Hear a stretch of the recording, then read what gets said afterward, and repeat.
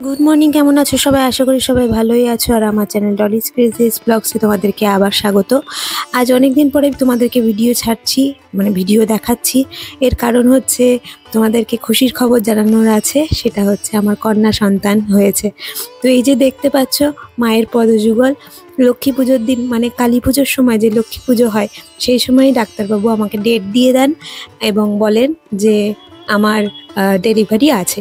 সেটা তোমাদেরকে বলেছিলাম যে আমি জানাবো কবে ডেট দেবে, কিন্তু এর মাঝখানে আমি তাড়াহুড়োতে বা যাই হোক অনেক অসুবিধার জন্য কোনো ভিডিওই বানাতে পারিনি। এখন যেগুলো দেখতে পাচ্ছ সেগুলো হচ্ছে আমার বোন আমাকে গিফট করেছে, এই মোমবাতি। এগুলো আমি সারা ঘরে লাগিয়েছিলাম, খুব সুন্দর লাগছিল এবং এর ভিতর থেকে এত সুন্দর একটা স্মেল আসছিল যে সারা ঘরটা খুব পবিত্রতায় ভরে গিয়েছিল। আর এই দেখো আমাদের বাড়ি সেদিনকে মোটামুটি সাজানো হয়েছিল। যেহেতু সাজানো হয়েছিল দেখতে ভালোই লাগছিল, কিন্তু প্রতিবার আমরা যেমন লাইট দিয়ে সাজাই, ভালো করে মোমবাতি দিয়ে সাজাই, সেটা এবারে হয়ে ওঠেনি। কারণ আমরা দুজনা সবসময় একসঙ্গে, মানে আমি আমার হাজব্যান্ড দুজনে একসঙ্গে সবসময় ঘরদোর সাজাই। এবারে ও একা পড়ে গিয়েছিল বলে ঠিকমতো সাজানো হয়নি, তবুও চেষ্টা করেছে। আমার মন বলছিল যে আমার কন্যা সন্তান হবে, কারণ এটা মায়ের সময় ছিল। মায়ের সময় বলতে দুর্গাপুজো গেল, কালী পুজো, লক্ষ্মী পুজো, আবার সাথে আবার জগদ্ধাত্রী পুজো। তো আমার বারবার মন বলছিল আমার মেয়ে হবে।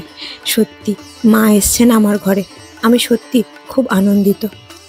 দেখো এই মায়ের আগমনের জন্যই যেন আমার ঘর কত সুন্দরভাবে সেজে উঠেছে, খুব ভালো লাগছিল।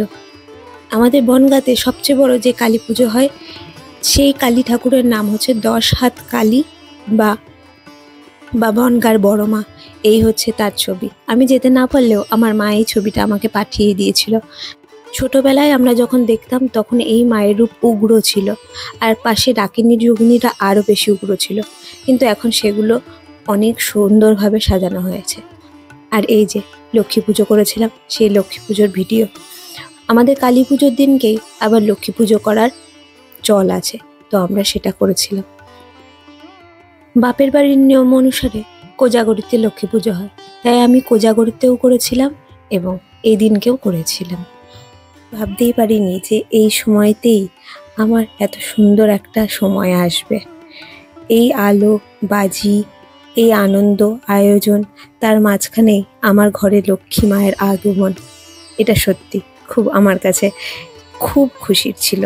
আমাদের বড় পাপার প্রথম থেকে ইচ্ছা ছিল ওদের বাড়ি যেন একটা বুনু আসুক, তাই বুনু আসার আনন্দে এত সুন্দরভাবে আনন্দ আয়োজন সেটা ও করছিল, লাফাচ্ছিল।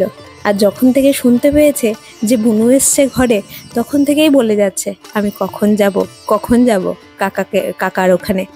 আমি যে নার্সিংহোমে ছিলাম সেই নার্সিংহোমের নাম হচ্ছে রেণুকা নার্সিংহোম। এটা মচলন্দপুরে। ডক্টর অরিন্দম মজুমদার ছিলেন আমার ডক্টর। উনি ভীষণ ভালো, সত্যি ওনাকে ভগবান হিসাবেই আমি মানি। পুজোর দিনকে আমি কি করব বুঝতে পারছিলাম না।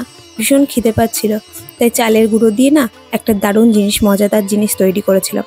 এই দেখো, এই যে চালের গুঁড়ো, তো এই চালের আটাটা ভালো করে একটুখানি গরম জলে মেখে একটু এই কালো জিরে দিয়ে এরকম করে আমি ওই যে নিমকি আছে নিমকির মতো করে নিয়েছিলাম। সত্যি বলছি কি সুন্দর খেতে লাগে। এই দেখো মুচমুচে করে ভাজাও হয়েছিল, তার উপরে যখন নুন লঙ্কা গুঁড়ো এইসব দিয়েছিলাম পুরো একদম ক্রিস্পি, খুব সুন্দর ভাজা লাগছিল। আমার সেটা খেতে খুব মজা লাগছিল। তারপরের দিনকে আমি চলে গেছিলাম বাড়িতে, কারণ আমাকে তো নার্সিংহোমে যেতে হবে। তো এই দেখো সেই নার্সিংহোমে এই যে আমার সেই ছোট্ট পুচকু শুয়ে রয়েছে। আর আমার বোন আর অন্যরা সবাই এত সুন্দরভাবে ডেকোরেশন করেছিল ঘরে ঢোকার জন্য, তো আমার সেটা খুব ভালো লেগেছিল। ওয়েলকাম করে লিখে রেখেছিলেন, আর গৃহপ্রবেশ এরকমভাবেও লিখে রেখেছিল। আমার সত্যি নিজেকে তখন মনে হচ্ছিল আমি ধন্য, এতটা সুন্দর লাগছিল। দেখো কি সুন্দর। যাই হোক, আজকের মতো ভিডিওটা এখানেই শেষ করছি। পরের ভিডিওতে তোমাদেরকে সব কিছু দেখাবো, সব কিছু জানাবো। ততক্ষণ এই অবধি ভালো থেকো তোমরা আর সুস্থ থেকো।